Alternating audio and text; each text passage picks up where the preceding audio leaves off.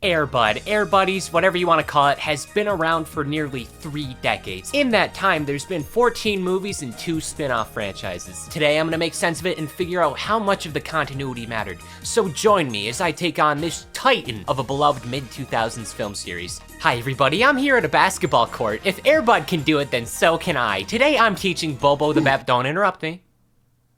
Today I'm teaching Bobo the Baboon how to ball. While we do that, let's talk Air Bud. To put it simply, this dog and his family have done everything from save middle school sports to saving alien planets. This is not a bit.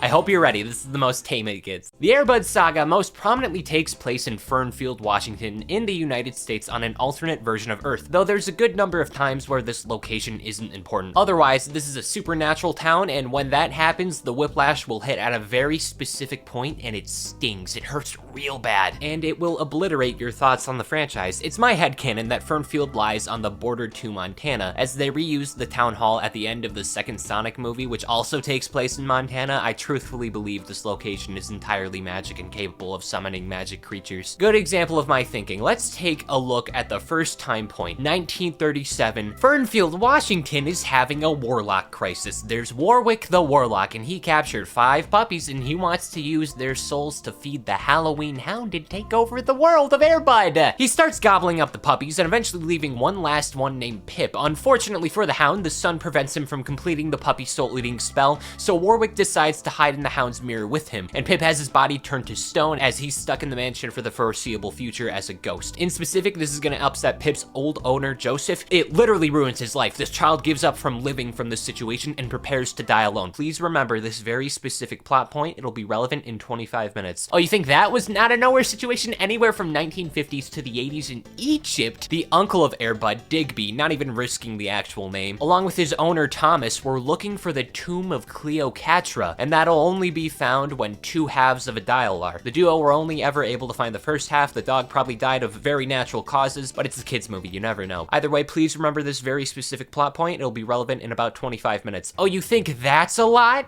The late 80s to early 90s. On the alien planet of Inspiron, there's a guy named Drex who shows up, and he wants Inspiron's rings of power, which would basically make him a major threat to the galaxy. In a desperate measure, this alien by the name of Megasis, the fiance of Princess Jorala, reminder, this is about a dog who plays basketball, escapes with the rings to Earth so Drex won't attack Inspiron, instead looking for Megasis, who crash lands on Earth and loses all the rings. After disguising as a dog, a kid named Jack Schaefer finds Megasis and adopts him as like a talking dog, roommate, brother, alien person, and for the foreseeable future are gonna work as a team to find the rings while also making comics in a franchise about Jack and Captain Canine as superheroes in order to remain financially afloat while getting the rings. Please remember this very specific plot point. It'll be relevant in 25 minutes. Moving forward, we got the first full movie in the timeline, The Search for Santa Paws, and I'm gonna say this is like the 90s, maybe earlier, maybe later. This is a prequel, and there's not modernized technology, so it's a safer bet. Still no Air Bud, by the way. Not only is Christmas magic very real and very commonplace, but we got like Santa's dog, Santa Paws, who's like a...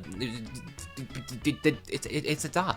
Christmas magic is quite literally the source of life on the North Pole, and as such, Christmas occurring every year is necessary in order for the seemingly magic immortal society to remain magic and immortal. To do this, they have people across the world that are representatives of the Santa Claus. Essentially, in this movie, one of the most important members, Mr. Hucklebuckle, dies of natural causes, putting New York in a worse spot for Christmas. Santa creates Santa Paws, and the duo head over there. All that goes on is Hucklebuckle's grandson regains store ownership, and there's like an evil orphanage with like an incinerator in the basement where they melt the bad children, and then Santa loses his memory and gets it back, and then Santa Paws loses his magic also and turns into a toy, and he almost incinerates, but that's about it. The highlight was the puppy almost incinerating. It's not a good movie, bad start if we're being honest. August 1st, 1997, aka the start of the end. This is Josh Fram, the proud owner of Air Bud, real name Buddy Fram. He's moving on with his mom and little sister following the death of his pilot dad. He died in a plane crash. It's probably very sad. It's so sad Josh doesn't want to talk for like the first third of the movie.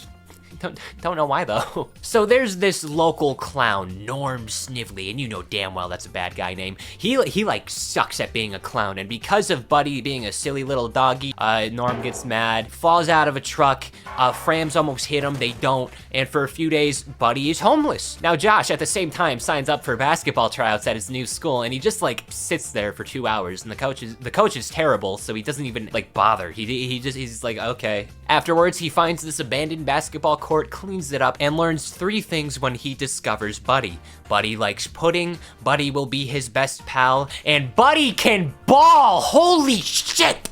He can shoot, he can run, he can even shoot the ball. This rejuvenates Josh's love in the sport and life. Throughout the fall months, he's gonna keep showing up to basketball practices as a water boy. It's kind of crazy that they have exclusively basketball practices for like 3 straight months in the fall season when football's right there. You're overlapping your football season. I would know because spoilers, they literally play football in the next movie. It's been 3 minutes and the Air Bud narrative is flawed, heartbreaking, it'll get much worse. Also, the mom goes from being really unsure about keeping Buddy to straight up adopting the dog over Christmas time. When the basketball season finally starts, Josh joins the team for real after being encouraged by the maintenance guy of the school and retired pro player of the New York Knicks, Arthur Chaney. Cool premise, not a real player in real life. I'm embarrassed to say it, I did look it up. The first game goes on and a lot happens, namely that Josh befriends this other kid named Tom. To give an idea of the wacky side character we're dealing with, he like puts oranges in his socks for good luck. He does horrible, by the way. The first game is a close one, and during it, Buddy stalls the game. This is the stuff we're dealing with from this point on. A hyper-intelligent dog with teleportation abilities. It's actually very weird how he got here. He like left his house, memorized where the middle school was, and instantly became an icon. And Buddy does way better than Josh does. Like he could have made the winning shot, but he doesn't. It's really embarrassing. The only reason the town doesn't banish him is because he has a basketball playing dog. In response to the close loss, the coach starts physically and verbally abusing specifically Tom. So he gets found out, he gets fired, Buddy becomes the real halftime show entertainment, and Mr. Chaney becomes the replacement coach. It's very deserved, objectively healthier for all the students. Another stereotype we have between every movie, one of the parents don't agree and the team bully Larry. There will always be a team bully. Josh will always have a bully. They only ever get 6 lines. Doesn't matter. It just happens every time. This is just a reoccurring thing. He's gone. Extra on the team, instead of calling kids who got cut from the tryouts, they put the dog in. Hope that builds some inferiority complexes. You got rejected on a basketball team and a dog got put on before you. Now, Air Bud, despite not being a student, is on the team. He goes against the student athlete rule, but to be fair, I would make an exception. He's a very good boy. Also, there's no rules in basketball saying a dog can't slam on the court, so I would say it's fine. It's time for the state championship. Josh's team of Timberwolves are more than ready, and after the game, they're either gonna be balling or they're gonna be balling. One problem though, Norm actually sees that Buddy's gotten stupid popular, a national sensation. Norm waddles on over to the Frem house and actually takes Buddy back despite literally nobody being happy about it. Then Josh breaks Buddy out. It's a whole wacky chase, another thing that'll happen in every movie. Norm gets his vehicle totaled in a lake while trying to chase him down. This is where the heart wrench begins, the moment where men cry. Josh releases Buddy out in the woods where he can truly be free. It's beautiful, and it only lasts for about 5 minutes because they immediately go back to the game in the state championship at the perfect time because the Timberwolves were down a player anyway. And so, the dog starts the funniest trend of the franchise, making a bunch of kids feel bad that they lost a sporting competition to a dog. In general, this does not seem like a state final, but it's fine because Josh makes the winning shots. Shaboom, shabing, bomb, boom. Character development, nothing bad will happen. Justifiably, Norm is pissed about all this and wants full custody of Buddy. There is a court session, it goes crazy, but in the end, it's decided the owner's gonna be whoever Buddy's follows in like one of those TikTok rot videos where the creature of choice walks to their favorite person. Josh wins, Norm gets arrested over this for some reason.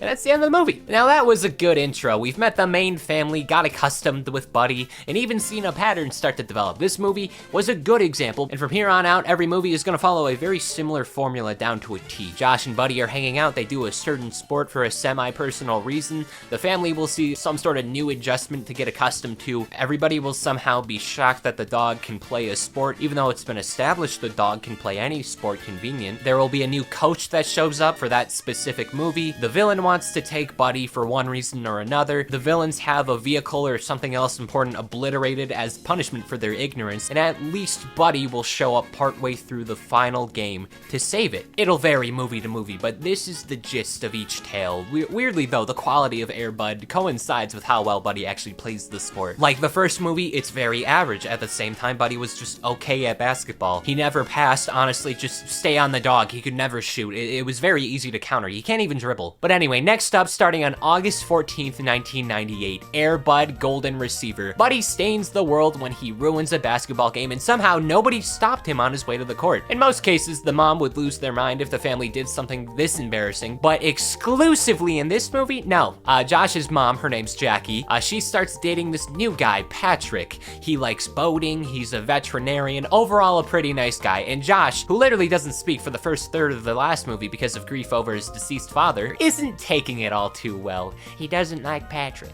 So he decides to bring out his frustration on football and skips the basketball season despite being the best player and bringing the team to a state championship and having a cute mascot. And wouldn't you know it, Buddy can play football too. He can do everything besides eat chocolate. The teams are really similar. There's a coach, Jimmy Finelli, the father figure Josh gets advice from. This is the best character in this movie. He's just thriving out here with this magical dog. There's another bully kid for no real reason. The dog can play sport. Then there's villains trying to steal the funny dog. Two Russians, Popov and Natalia, want to steal Buddy for their circus, and they also have a chimpanzee. It's my headcanon that this is the same one for most valuable primate, though that's not confirmed, so I'm not gonna cover it. But to be fair, they literally recasted Josh for this movie, and it's made by similar teams. Is it that hard to believe? Mid-football season, two major things happen. First off, the little glasses kid, no idea what he's doing here. In one scene, he like literally vanishes. He just disappears. Where did he... My copy of Air Bud 2 is haunted. Secondly, Patrick proposes, and Josh hates that, so he tries running away. The lovable coach says, stop it.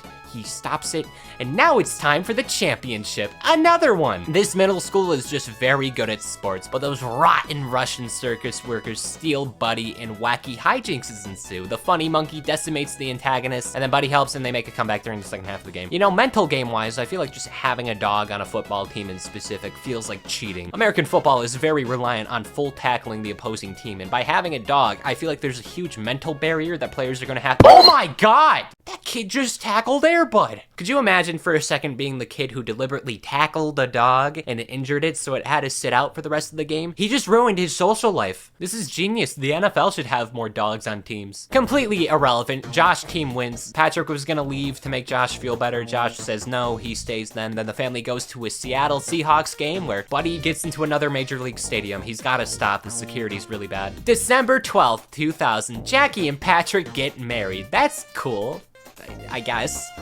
Anyway, dog's playing soccer, hell yeah. Not only does he know American football, he knows the gross European one. This is the coolest dog of all time. I don't know if Josh and Tom and Buddy are doing basketball or football, but they totally are doing soccer on the off season in spring. The coach of this one reveals that the team are doing a co-ed, in part so they aren't down players. If this is an 11v11, they only have 9 players. That seems horrible. Only one girl joins the team. It's this rich English girl named Emma. Josh gets a little crushy crush, and then Air Bud does not hesitate in making Emma's dog, Molly, his girlfriend. They go off frame 1. They are a thing now. They're in a relationship. The first game goes horribly, like really, really bad. It's embarrassing to watch. Like Josh casually just starts talking to Emma about going on a date mid-game, and this is coming from the guy who got 2 state championships in 2 separate sports. What are you doing? No big deal though. Emma throws a party at her mansion, and despite this seeming like such a minuscule moment in the saga, something more for fun over anything, so many future characters start popping up because of this party. First off, that little baby from the start, like the one in the Fram family, that's not a baby anymore. That's Andrea Fram. Remember this one. She's also got a best friend. Her name might be Tammy, but I genuinely do not care. Her new name is Little Sister's best friend. Andrea and Little Sister's best friend sneak into the party, literally trespassing, and on the spot they discover Air Bud getting freaky. The soccer season continues, and soon enough, the soccer committee wants to make a move. Unlike the last sports, the soccer committee doesn't want another championship to go to a dog or a woman. They try to ban both players. It's really funny though, because like, even though they're targeting both people, they don't care about Buddy. They're targeting Emma. They're specifically trying to get Emma off the team because she is one of the better players. And justifiably, the coach refuses. The team gets removed from the league, but then they immediately change their minds because one of the kids on the second best team is sons to one of the committee members, and he straight up just goes, "Dad, do you hear yourself? This is stupid. Dog play sport. I want to play against the dog." So the Timberwolves are welcomed back, just as disciples of the devil are brought into the world. Molly gives birth to the Air Buddies.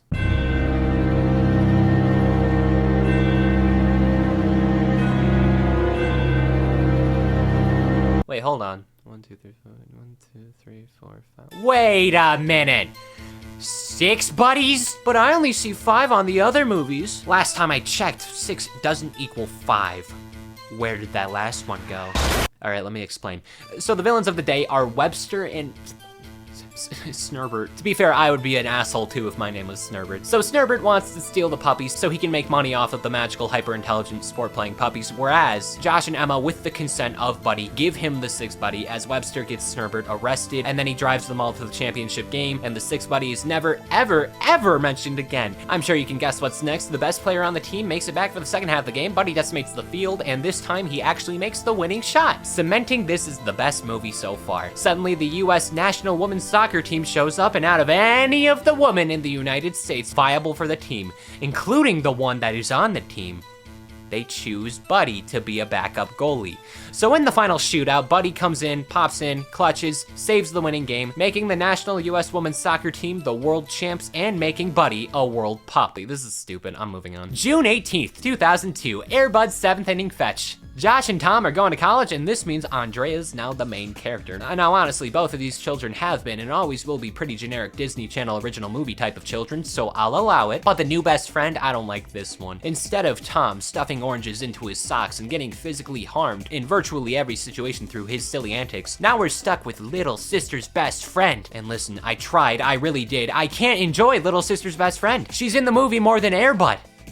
In an Air Bud movie! It's not Little Sister's Best Friend movie. I do love the continuity error regarding the buddies. Did you really expect Air Bud to have a coherent continuity? Hell no. Look at what you're doing. Look at what you're watching. Honestly, no, the buddies are so incoherent in this regard, it makes more sense to treat it like the first litter of Air Buddies and then pretend there's a second litter in the future. That means that there's not 5, but there is 11, and a half of them will never show up again, ever. There's a lot going on in the Air Bud household. Josh has moved out, Mom is about the same, some strange man replaced Patrick. They're completely different people in personality and in looks. Where did Patrick 1 go? Also, new baby. This never comes up. Just a baby. And Andrea isn't taking this too well. She's missing Josh. She's scared of the man who replaced Patrick. The baby is taking all the attention. So to cheer herself up, Andrea and little sister's best friend join the baseball team. Too bad she sucks. The only reason she gets put on the roster is because little sister's best friend is cracked and refuses to join without Andrea's because they're friends. And they're gonna be together for the same sport no matter what.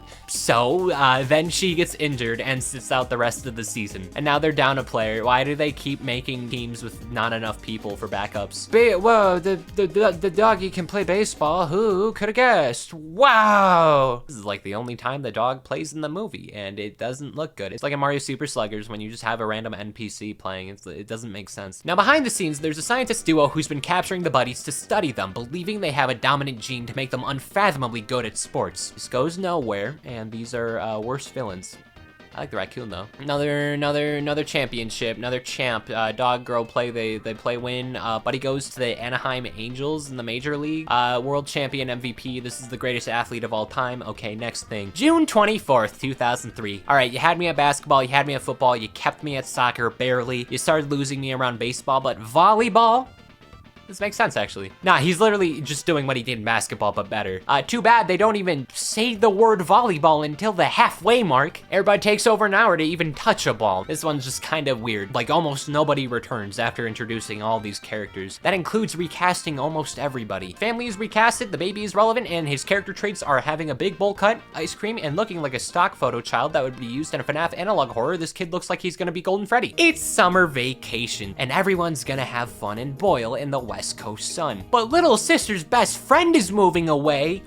Darn! Despite having a local celebrity dog that everybody knows and loves on a worldwide scale, Andrea doesn't have a single other friend or the money to visit little sister's best friend. To make it worse, Josh has decided to stay at college for the summer to play football. Andrea then decides she's gonna spend the entire summer saving up to see her best friend in California. And the parents are also gonna go on a vacation somewhere or visit Josh. They're out of the story. It's pointless regardless. So instead we got Grandma. She makes wacky sandwiches. That's the end of this character. Andrea decides she's gonna start dog sitting to earn money. It goes all wrong, horribly wrong for nothing. A new neighbor friend starts talking about a beach volleyball league championship, free trip to California. So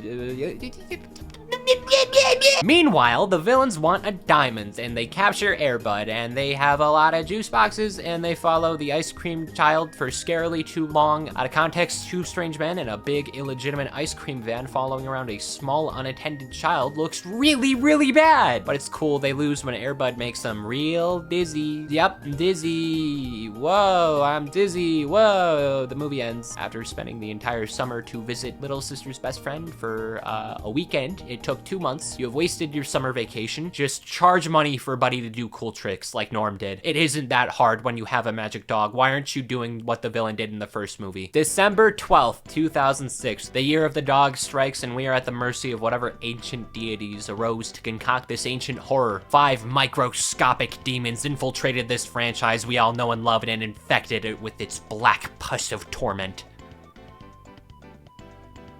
Buddies. There's a significant time jump, I would say, and this is the point where I think most crackpot theories derive from. There's an obvious shift from this point on, and the buddies are a near incomprehensible collection of entities. You can already tell something's up when the second family is shown. Mom is virtually identical. Patrick's actor has been changed again, but this time back to the one in the baseball movie. So it was the guy in the football and soccer ones, then this one, then an entirely new one, then this actor a second time. Ice Cream Child has a name now. It's Noah. Doesn't hit as hard. He doesn't even do the ice cream thing in this one. I thought that was his character trait. Andrea is in college now, which implies at least a few years have passed. Friendly reminder, in the first movie, we saw Andrea as a toddler, so Buddy is at minimum 14 years old, and he is aged incredibly well. This also implies the Airbuds have like a slow aging dominant gene, as all the buddies will age like ordinary children, aka they don't age because this is a straight to DVD movie franchise. All right, pause again. I'm like 90% sure this entire family is different, like the family tree. Like the puppies themselves, that's obvious, but I'm confident in saying that the mom dog, Molly, it's not the same Molly from World Pup. It's a different one, and it's a different family that lives across the street, and the owner's this kid named Henry, who's best friends with Noah the ice cream boy, and they have 5 buddies who are different ages and have completely different names. One of the pups originally was named Duke, so that automatically invalidates them being the same. What this means is that the old 6 are half-siblings to the new Airbuds, and there is a non-zero chance Buddy and Molly are divorced. Each buddy is only good at one of the 5 sports Buddy Prime was capable of. The sport aspect is gonna get dropped real quick, but from oldest to youngest, there's Butterball. His character traits are football and obesity. We got B-Dog. Imagine a white boy in suburbia trying to be a rapper. That's your character. And there's Butta. He's very zen, very chill. We got Mudbud. We like Mudbud. He's my favorite because he's the least annoying. And then we got the youngest, Rosebud.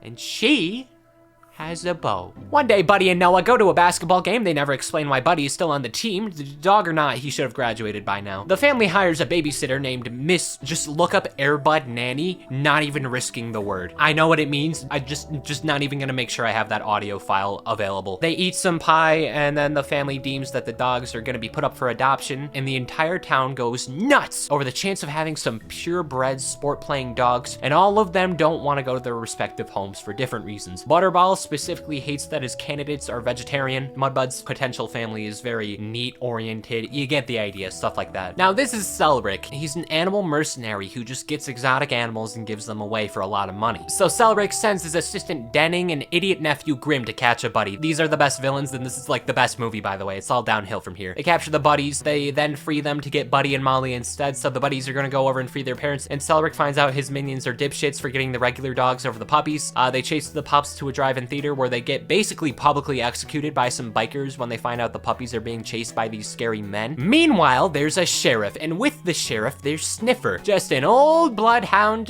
sheriff dog with a faulty nose, and it gets better by the end. Air buddies end up meeting like a wolf, and then they reach Cellric's lair just as their parents escape. This entire movie was avoidable if the buddies actually did nothing, but ultimately, the sheriff catches the dog stealers, they get arrested, Butterball gets drunk off wine, and out of guilt, along with realizing how perfect life would be, decides to get adopted by the rich kid that the dogs were being stolen for to begin with. So cool. The fat dog is guaranteed a happy life of luxury, and the Livingstons save 500 grand because they never paid Cellric. I hope I said his name right. And so, the puppies will live happily ever after, physically distant but emotionally together forever. I forgot to mention this, by the way. All the animals can talk to each other now. This is a permanent thing. I forgot that Buddy can talk now. And this is the point where Disney decided to freeze the puppies. February 5th, 2008. Uh-oh. It's no secret that Disney is in fact a thing that exists. It has, to an extent, firmly grasped a pretty hefty chunk of all things. No company should be building their own neighborhoods based off of properties. I don't respect Disney adults. I like Treasure Planet and A Bug's Life as much as the next guy, but like, this is too much. Obviously, this wasn't intentional, but Disney, to an extent, put their name on Snow Buddies as producers or publishers, whatever it is. And straight up, they were responsible for puppies freezing on accident because it was in the mountains, and the puppies were cold, and this just isn't a good PR move. It's comically unfortunate. That's like the most evil thing you can do on accident. The pups are out and about and sneak onto an ice cream van, and two things happen here. Butta eats Rocky Road chocolate ice cream. How did that get into the script? That's like the one thing dogs aren't supposed to eat. But then also, the truck locks up and the ice cream's being shipped to that one. Why are you sending it to Alaska? It's already cold. Then they fall out of a plane and into the cold, frosty abyss below. And here they stumble upon a husky. His name's Shasta, and he has an owner. His name's Adam. Now they want to enter the local dog sled race. Only problem is they got no doggies. On account of the competition the previous year when Adam's dad got into a freak accident that caused Shasta's parents to drown in the frozen lake. Disney, you are not helping your case. Adam's dad sure as hell isn't gonna be racing. Doesn't help when the villain of the day, Jean George the Third. He goes up to Adam's dad and says, haha, your doggies died, they froze, they drowned in the water, haha, I'm better than you.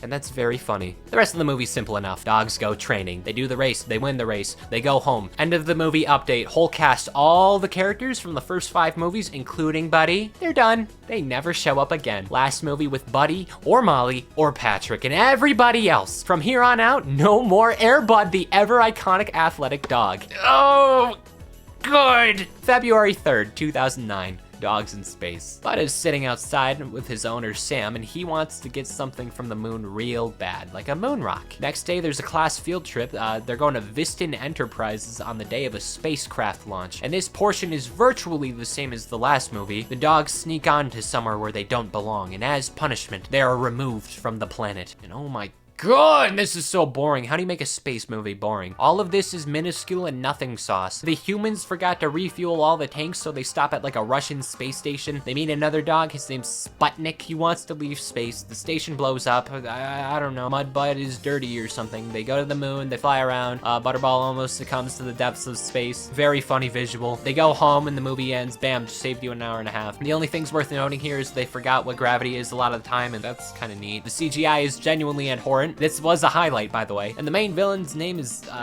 Dr. Finkel. That's all. How did they make the space one of the worst ones? What happened to a dog playing basketball? There is not a single sport throughout this entire movie, unless you count breakdancing, but I don't. October 22nd, 2009. Santa Buddies. Remember way back at the start when we had Santa Paws? Well, the consequences of our actions have arrived, because this isn't the next movie, because I found a pesky little plot hole. Santa Paws has at least 5 children. There's 1 in Santa Buddies and 4 in Santa Paws 2. And neither party is even mentioned in either movies, just as the original Santa Paws had 5 kiddos. The only thing that confirms which movie comes first is the fact that in Santa Paws 2, he's worried about becoming a father. That's enough for me. So around the 2000s or something. Not a big deal, just has to be after Santa Paws and before Santa Puppies. Miss Paws gives birth to 4 special pupperoos and names them under the same mindset that upper middle class American Facebook moms have. There's Hope, there's Charity, there's Jingle, and there's Noble.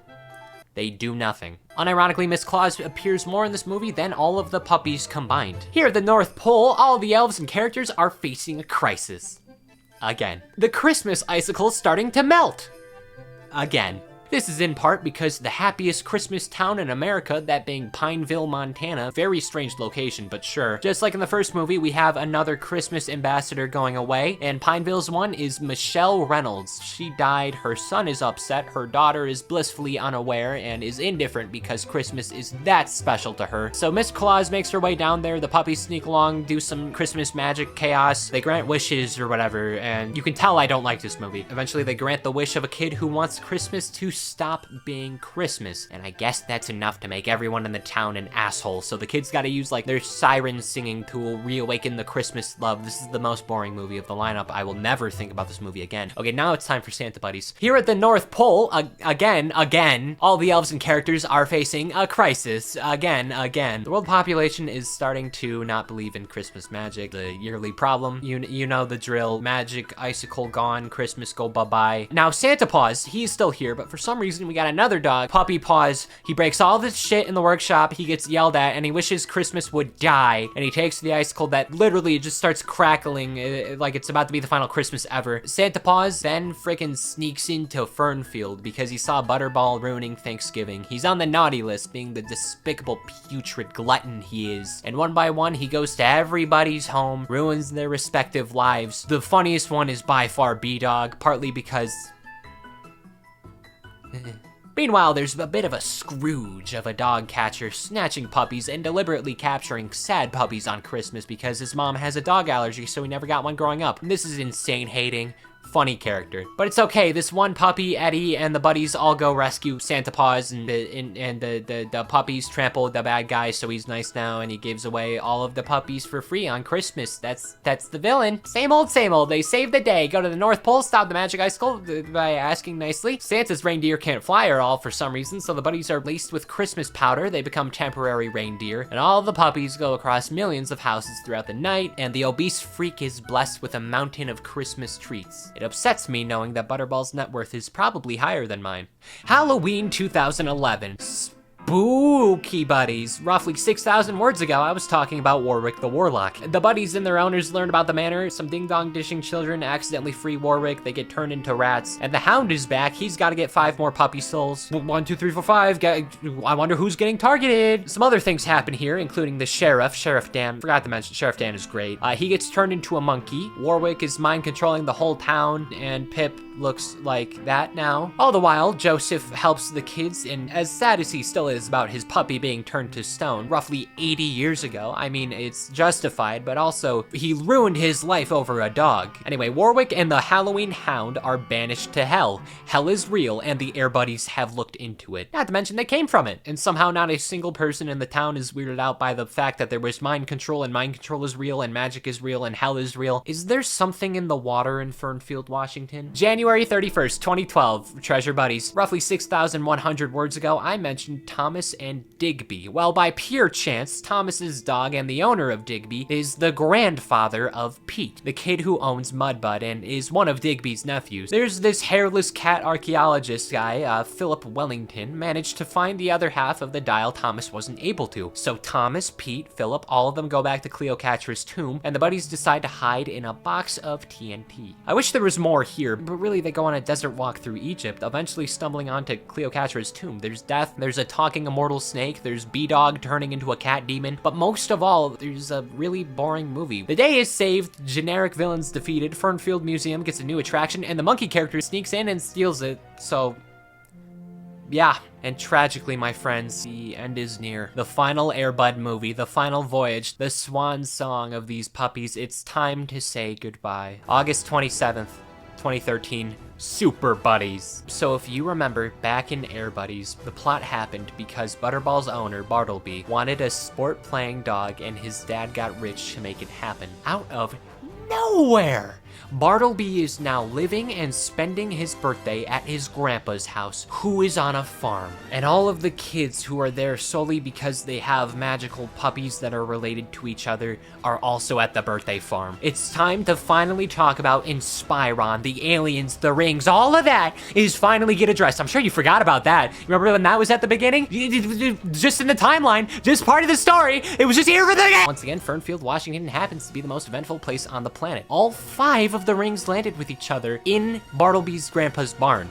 Each puppy takes one, each gets a superpower. Rosebud becomes a low-tier speedster. Butterball gets strength, Mudbud invisibility, B-Dog gets elasticity. It's horrifying. Why is there a stretchy puppy? The buddies then go try to help the town where possible, using their disgusting mutations whenever available. And eventually Megasis the alien shows up and befriends the dogs, knowing they're all gonna have to confront Drex, who's just causing property damage for the hell of it. Somehow, Sheriff Dan finds Drex stealing his body and is turned into a pig. Rather than have any sort of panic going on, he just goes, oh cool, now I can talk to Sniffer. How you doing, bud? I guess in Spooky Buddies, he never got the chance to do that as a monkey. The buddies get ready for what is essentially their Thanos. Even though I'm being dead serious, a gun would be more effective. The rings are cool and all, but Drex is not like a Frieza or something. I know damn well Bartleby's farmer grandfather has a shotgun. A fight ensues. It's very cool, very fun. At the end, Captain Canine gets taken out, and in the end, the kids decide to make the tough decision and give Drex the rings just as he summons a meteor to destroy the town, if not the world. Again, they should have shot him before it escalated instead of dressing up as Grandpa Man. But in the most convenient plot point in the planet, Bartleby's been collecting fake rings of Inspiron and dog food like it's a cereal box toy. Why would you have a collaboration with dog food? But fortunately, it goes horribly wrong. The rings are fake in plastic and they melt, and Drex dies and blows up the meteor. The real rings were kept and revived Megasis. Jack says goodbye to them. Princess Jarala shows up and they look like Dark Crystal characters. They also adopt Drex's former assistant, Monk E, with a really big E. They really shoehorned this character. I guess they just have contact with a really good monkey actor. But in the end, all the children would receive royalties from their dogs being used in a new successful comic series for years to come. And those puppies would never, ever age ever, remaining immortal constructs at the center of any and all things supernatural that the world could concoct in some small town in Washington. And Air Bud and his family were never seen or mentioned ever again. And just like we saw in 3 separate movies, Christmas would continue to be in shambles every year. In Spyro, the alien land would continue to remain an alien planet, and Fernfield, Washington, forever remain the place where the most incomprehensible bullshit would arise from. The end. 2020, Dr. Eggman attacks Fernfield, Washington. Okay, we're done. I think this is the first time in one of these videos where I can pretty confidently say that this is probably done. I know TF2 had the final comic and that story just ended, like, after I made the video, but I don't need to cover that. Like, just go read the comic. At the same time, I'm just clicking my pen and waiting for Disney Plus to announce a new one of these. By the way, there's gonna be one person who asks about this, but there's official side movies and shows made by a company under the name Air Bud Entertainment. I didn't bother with these just because they shared names, so I don't think it counts. That's just the way it is. Disney just so happens to be endlessly producing talking animal shows. Me no touchy, so no Chestnut, no Pup Academy, none of the other ones. Someday I'll come back for you, most valuable primate. Here's a genuine, heartfelt tier list of the movies. It's important to note that the best movies either have dogs playing sports or never leave Fernfield. Any movie where they leave Fernfield or prioritize the humans are not recommended by me. It's wildly inconsistent how fun these movies are to watch as a group. Well, fellas, I hope you enjoyed and wanted to cover something that wasn't just a whole bunch of scrimblow nonsense. You know, try something live action and see how that performs. So I hope you enjoy. Please share if you can. Subscribe, use my GamerSubs code, and all that. This was a lot of fun. I'd be down to do a movie series like this once again, but I think that's all.